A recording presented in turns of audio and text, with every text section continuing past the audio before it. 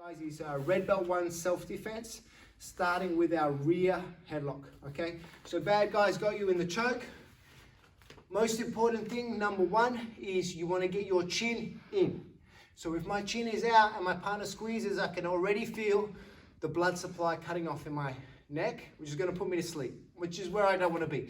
So I get my chin in, nice hard bone. Now you can put as much pressure as he wants, and it's not going to cut off that blood supply. Chin in, and grab the wrist that's closest to you, reach around and grab the shoulder that's furthest from you, okay? Big handful of uniform, big handful of hair, whatever you can grab, but you're going to grab tightly, okay? From here, very, very simple. What I want to avoid is pulling the bad guy right on top of me, okay? I want to pull him around the corner. As he goes to the mat, I've still got hold of that arm. It's really, really important. I can knee right and strike, okay? So one more time. What do we do first? Don't want to get that blood supply cut off. Chin in. Grab the wrist, grab a handful of shirt, around the corner, straight to knee right position, straight to striking.